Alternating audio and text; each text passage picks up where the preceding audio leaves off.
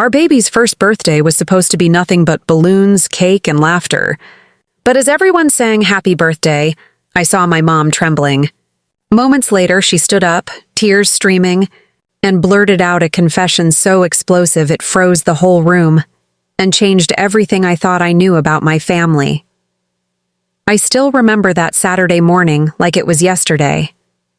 Our little craftsman-style home in Boulder, Colorado was filled with balloons, the smell of vanilla frosting, and the high-pitched squeals of cousins chasing each other down the hallway. It was supposed to be a perfect day, our daughter Lily's first birthday, and my husband Ben and I had spent weeks planning every detail. We wanted photos to show Lily someday, a room glowing with love, family gathered close, 3 generations under one roof. From the outside, it looked picture perfect. But as I moved through the kitchen, topping off trays of mini cupcakes and straightening the one banner above Lily's high chair, there was a subtle tension I couldn't shake. My mother had arrived early, clutching a wrapped gift but avoiding eye contact. She smiled too brightly at Ben, squeezed Lily a little too long, then retreated to a corner with her coffee.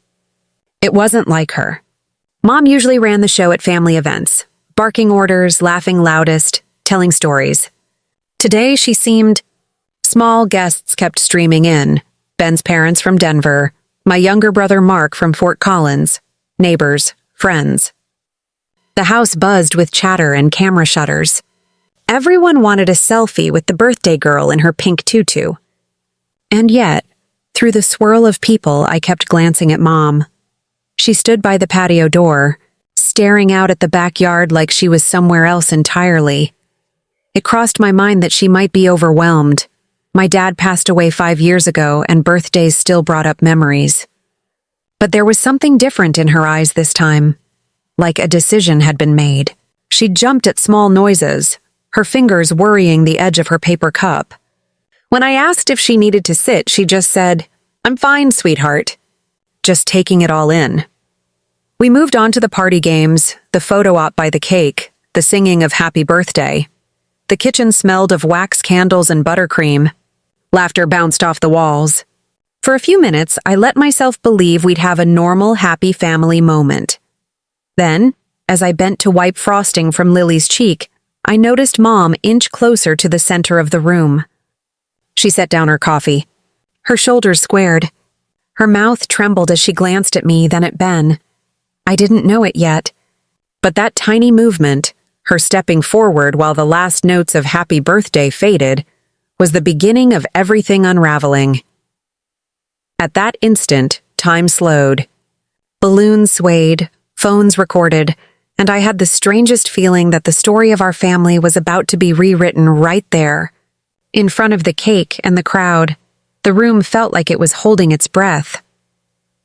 Mom stayed at the edge of the circle for a few beats while the guests clapped and laughed, oblivious. She reached for the gift bag she'd brought, pink tissue paper spilling over the top, but instead of handing it to me, she put it down on the counter. Her hands were trembling. I caught her eye again, a question forming on my lips, but she just gave a tiny shake of her head.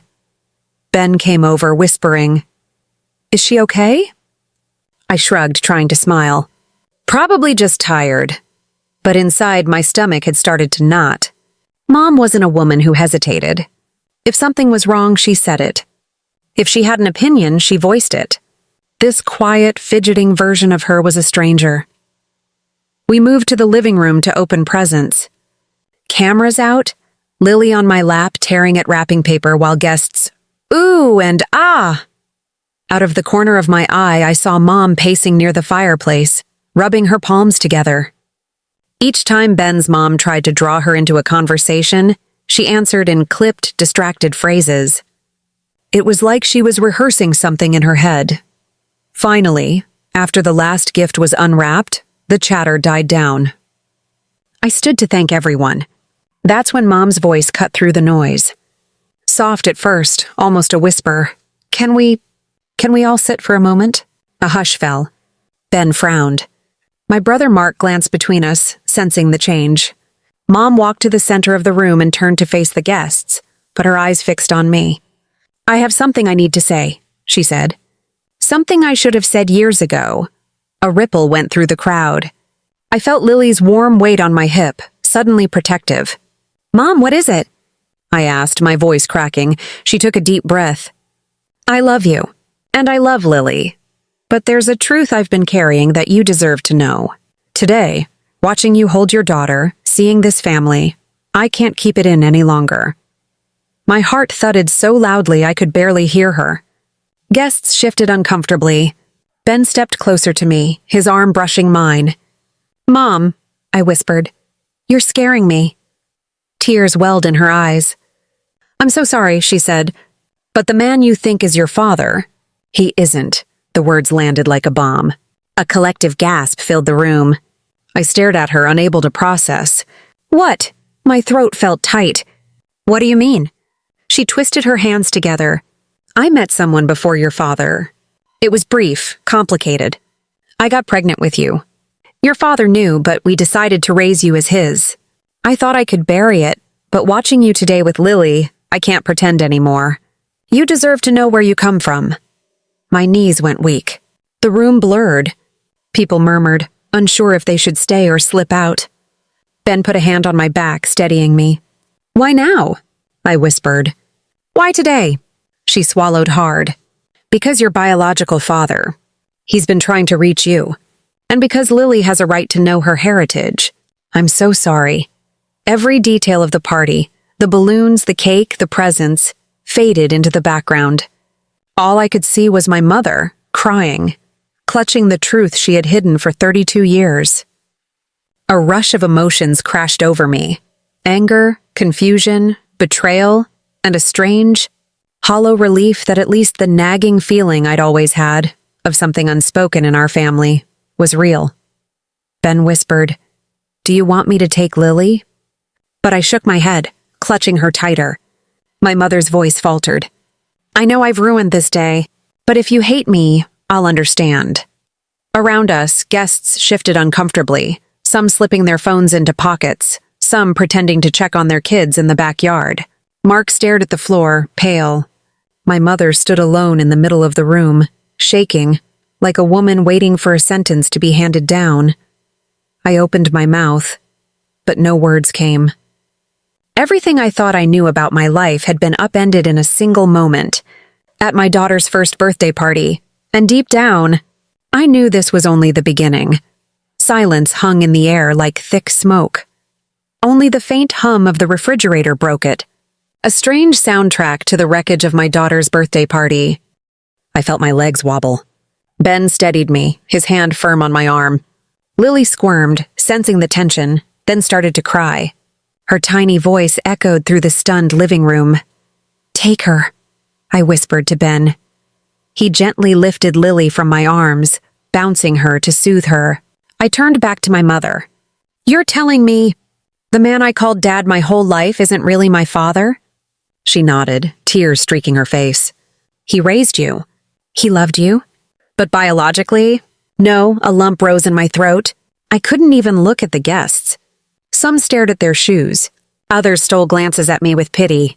The cake sat untouched on the counter, frosting melting under the kitchen lights. Balloons swayed as if even they felt awkward. "Why now?" My voice cracked. "Why ruin today?" Mom took a shaky breath. "Because your biological father is sick. He's in the hospital in Portland. He wants to meet you. I thought I had more time. But today, seeing Lily, seeing you as a mother, I realized you deserve the truth, no matter how messy." Anger shot through me like electricity. "So you wait until my baby's first birthday? In front of everyone?" My voice was sharper than I intended. "You had 32 years, she winced but didn't look away. "I thought I was protecting you. I didn't want to destroy the family you knew." "Destroy it?" I let out a bitter laugh. "Do you see what you've done?" Ben shifted Lily to his other hip, whispering to her softly. Mark stepped forward. "Mom," he said quietly, "you should have told her sooner." His voice trembled, but there was something else in it, like maybe he'd known. I whipped around. "Did you know?" I demanded. "Did you know and not tell me?" Mark swallowed hard. I suspected. Things didn't add up. But I didn't have proof. I felt like the ground had opened under me. So everyone had hints but me, I whispered. I'm the last to know my own life. Mom took a step closer, but I backed away. Please, she said softly. Don't hate me. I don't even know who you are, I whispered. The guests started to disperse, murmuring awkward excuses. Ben's mom offered to take Lily outside for some air. Balloons bobbed against the ceiling as the door closed behind them. Suddenly, it was just me, Mom, Ben, and Mark in the quiet room. I dropped into a chair. My hands were shaking so badly I could barely hold a glass of water. What's his name? I asked finally. My biological father, Mom clasped her hands together. David Klein, she said. He lives in Portland. He runs a small furniture shop. He never stopped caring, even when we, your father and I, cut ties. He writes me letters every year, asking about you. I never answered. I pressed my palms to my eyes. David Klein. A name with no face, no memories. Yet suddenly a piece of me belonged to it. Ben crouched beside me. You don't have to decide anything today, he murmured. You're in shock. Mom's voice was barely a whisper. I know I should have told you privately. I lost my nerve every time. And today, with everyone here, I thought, if I didn't do it now, I never would. I looked up at her, raw and trembling. You didn't just drop a bomb on me. You detonated my whole life. She flinched as if I'd struck her. Tears rolled down her cheeks. I'm sorry, she said again. I will do anything to make this right. Ben squeezed my shoulder. Breathe, he whispered. Just breathe, I did. One shaky inhale, then another. The rage and betrayal still burned, but underneath them a strange new current flickered. Curiosity. Who was David Klein? Did he look like me? Did Lily have his eyes? I set the glass down. I don't know what I'm going to do, I said quietly. But I need time. I need space.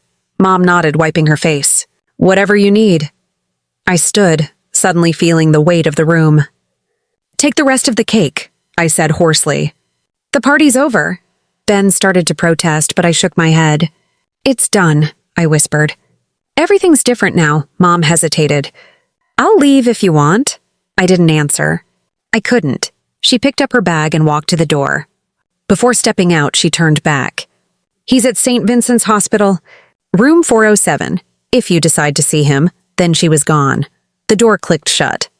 The balloons bobbed silently, and I stood in the wreckage of my daughter's first birthday party, holding a name that felt both foreign and familiar, knowing my life had split into a before and after. 2 days later, the balloons had deflated and the cake was long gone, but the shock still sat heavy in my chest. Every time I picked Lily up, I caught my own reflection in her eyes and wondered which parts of her belonged to a man I'd never met. Ben didn't press me. He just made coffee, handled calls, and gave me space. In the quiet of our kitchen, I scrolled through the hospital's website, staring at the visitor hours for St. Vincent's. Room 407, David Klein. I thought of my mother's face as she confessed, of the way her voice cracked. I thought of my childhood, of the man I'd called Dad who taught me to ride a bike and cheered at every school recital. My father, no matter what the DNA said. But there was another thread now, one I couldn't ignore.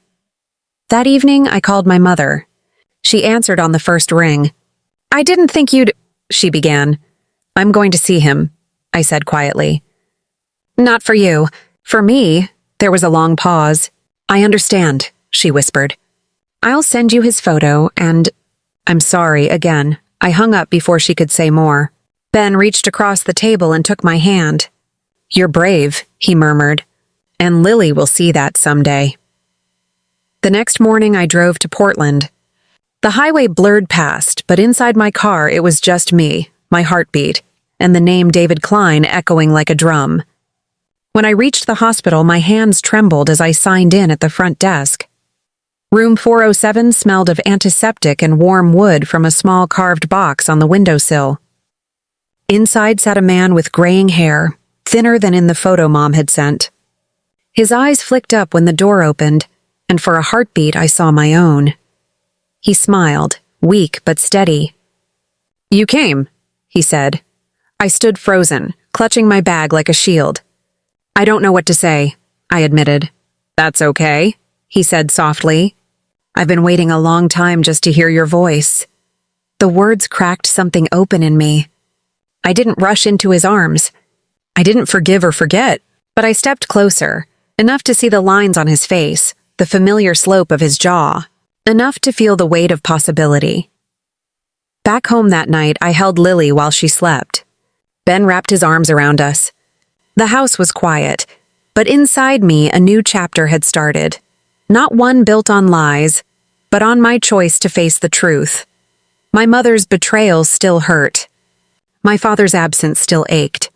But in the ruins of my daughter's first birthday, something had shifted. I wasn't just the girl who didn't know where she came from. I was a mother, a wife, and now someone rewriting her own story.